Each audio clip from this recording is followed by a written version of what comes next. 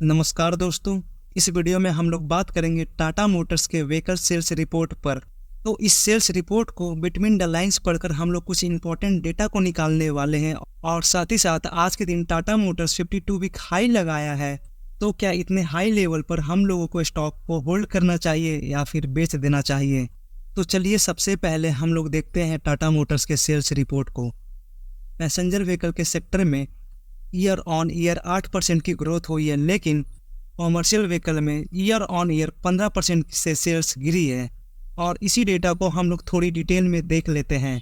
अभी commercial vehicle truck और passenger carriers मात्र यही दो ऐसी कैटेगरी है जिसमें पॉजिटिव ग्रोथ देखने को मिला है। इसके सिवा हर एक कैटेगरी की गाड़ियों में सेल्स में गिरावट हुई है। ओवरऑल कॉमर्शियल व्हीकल्स की सेल्स में लगभग 15% की गिरावट हुई है, जो कि इम्प्रेसिव तो बिल्कुल भी नहीं है। लेकिन इसके बावजूद भी आज के दिन और पिछले 5 दिनों का डेटा देखें तो स्टॉक में कोई बड़ी गिरावट नहीं हुई है। नंबर्स तो बिग हैं, लेकिन फिर भी स्टॉक में कोई ऐसी बड़ी पिटाई देखने को नहीं मिली है। इन सभी नंबर्स के बीच में जो सबसे इंटरेस्टिंग डेटा है वह है टाटा मोटर्स का ईवी सेल। ईवी सेक्टर में टाटा मोटर्स ने 105% के ग्रोथ दिखाई है, जो कि लगभग दुगने से भी ज़्यादा हो जाता है। पैसेंजर व्हीकल आईवी इसमें भी कंपनी ने 63% का ग्रोथ दिखाया है। तो मात्र दो ऐसे कैटेगरी रह गए जिसमें टाटा मोटर्स बहुत ही ज़्यादा अच्छा कर रहा है। और इन दोनों के सिवा टाटा मोटर्स के हर एक कैटेगरी में सेल्स गिरी है या फिर ऑलमोस्ट सेल्स फ्लैट ही रह गई है। अगर आप लोग पब्लिक डिमांड और टाटा मोटर्स के काम करने के तरीके को देखो तो पब्लिक की तरफ से भी मैसिव डिमांड है ईवी व्हीकल्स की, और टाटा मोटर्स भी इस फील्ड में किंग है।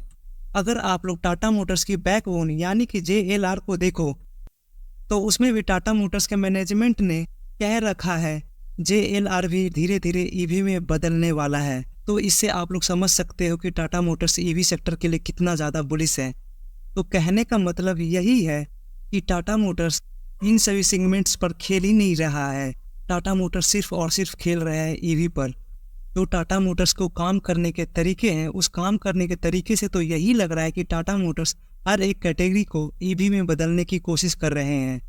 टाटा मोटर्स का ये सभी नंबर्स बहुत वक्त से ही खराब आ रहा है, लेकिन टाटा मोटर्स को उम्मीद की किरण ईवी सेक्टर में दिख रही है। और यही चीज़ आप लोग इधर पढ़ सकते हो, highest ever quarterly sales EV segment में, यानी कि ये क्वार्टर ईवी सेक्टर में अब तक का सबसे highest quarterly sales Tata Motors की तरफ से रहा है। और इस सेल्स में जो सबसे ज़्यादा ईवी गाड़ी बिकी है वो है टाटा टियागो ईवी। आप लोगों को भी पता होना चाहिए कि आप लोग अगर टाटा मोटर्स पे पैसे लगा रहे हो तो किस लिए लगा रहे हो, किस सेक्टर के लिए लगा रहे हो, किस कैटेगरी के लिए लगा रहे हो। जैसा कि मैं पर्सनली खुद की बात करूँ तो मैंने ईवी सेक्टर के लिए लगा रखा है। जिस दिन टाटा मोटर्स की ईवी की सेल्स खराब होगी उस दिन मैं टाटा मोटर्स से बाहर निकलने के बारे में सोचने लगूंगा। ठीक उसी तरह आप लोगों को भी पता होना चाहिए कि अगर आप लोग टाटा मोटर्स में पैसे लगा रहे हो तो आप लोग टाटा मोटर्स के ट्रक पे पैसे लगा रहे हो, टाटा मोटर के पैसेंजर व्हीकल पे पैसे लगा रहे हो, या फिर कॉमर्शियल व्हीकल पर। जब आप लोगों को पता होता है कि आप लोग किस कैटेगरी पे पैसे लगा रहे हो तो आप लोगों को लॉन्ग टर्म में होल्ड करना और भी ज़्यादा ईजी हो जाएगा। इसलिए हर एक इन्वेस्टर्स को अपना विजन क्लियर रखना चाहिए। अब इस क्वेश्चन पे आते हैं, क्या इतने टॉप लेवल पे हमें टाटा मोटर्स को बेच देना चाहिए? अगर आप लोग लॉन्ग टर्म इन्वेस्टर हो तो आप लोग नंबर्स में देखो, क्या जिस सेक्टर के लिए आप पैसे लगाए हो या फिर जिस कैटेगरी के लिए आप लोग पैसे लगाए हो, क्या उस कैटेगरी में ग्रोथ है या फिर नहीं है। अगर उस कैटेगरी में ग्रोथ नहीं दिख रही है तो रहने से कोई फ़ायदा नहीं है, और ग्रोथ दिख रही है तो आप लोग बेझिझक से होल्ड करके आगे बढ़ सकते हो। मैं सिर्फ और सिर्फ आप लोगों को खुद से डिसीजन लेने के लिए सिखा रहा हूँ।